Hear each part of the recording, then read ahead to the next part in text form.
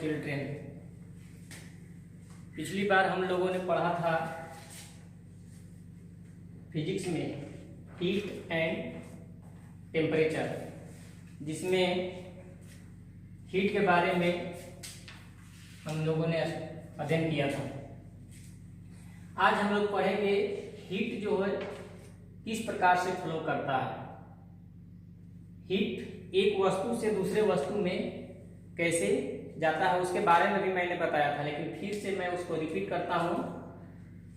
जैसे हीट, कोई वस्तु यदि गर्म है और उसके पास जो है से कांटेक्ट में दूसरा कोई कम गर्म वस्तु है, तो उसमें क्या होता है कि जो अधिक गर्म है, अधिक गर्म वाला व्यक्ति के जो संपर्क में कम गर्म वाला व्यक्ति है या वस्तु है, तो अधिक हीट वाला जो मान होता है वह धीरे धीरे कम गर्म वाले वस्तु में चला जाता है। जैसे यहाँ पर बताया गया है कि एक हॉट ऑब्जेक्ट है जो फ्लो करते हुए कोल्ड ऑब्जेक्ट की ओर जाता है, या दूसरा है जो है वेरिएबल होता है।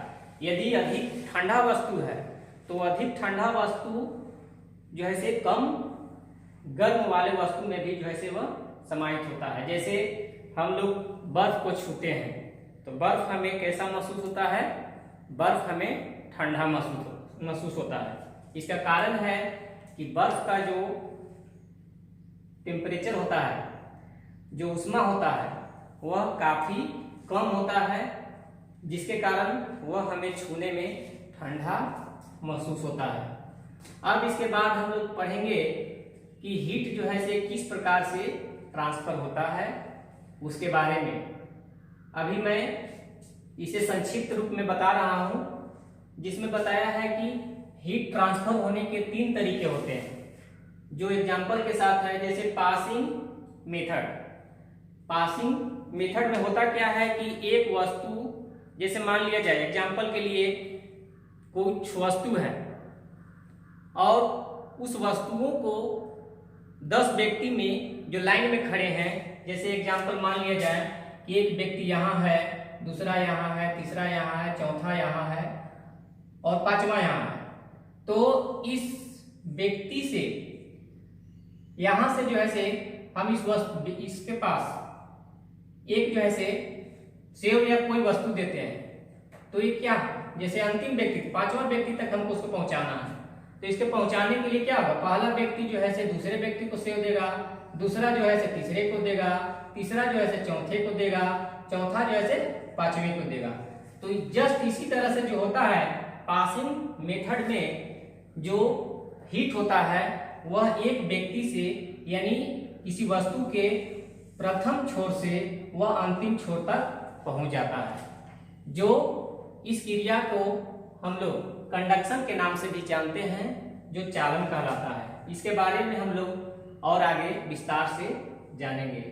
अब है इसके बाद मूवमेंट मेथड, मूवमेंट जिसको गति विधि भी कहते हैं। इसमें होता क्या है कि कोई वस्तु, जैसे मान लिया जाए कि हमारे पास या 5 व्यक्ति हैं और 5 व्यक्ति को बुला करके बारी बारी से किसी वस्तु को देना है, तो मूवमेंट में क्या होता है, जैसे पहला व्यक्ति को दिया तो पहला जो है उस वस्तु को लेकर के दूसरे व्यक्ति के पास पहुंच जाता है, या दूसरा व्यक्ति को देते हैं तो वह वस्तु लेकर के किसी अन्य व्यक्ति के पास चला जाता है।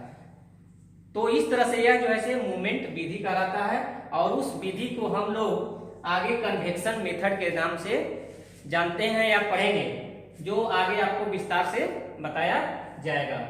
अब इसके बाद है थ्रोइंग मेथड, जिसको हम लोग बोलचाल की भाषा में कहते हैं फेंकना।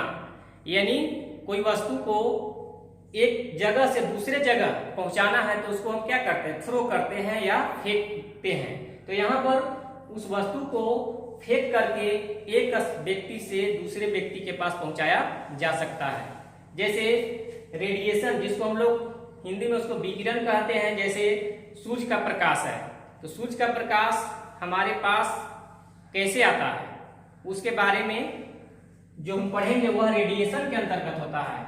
इसको पहुंचाने के लिए या पहुंचने के लिए किसी माध्यम की आवश्यकता नहीं होती है, जो रेडिएशन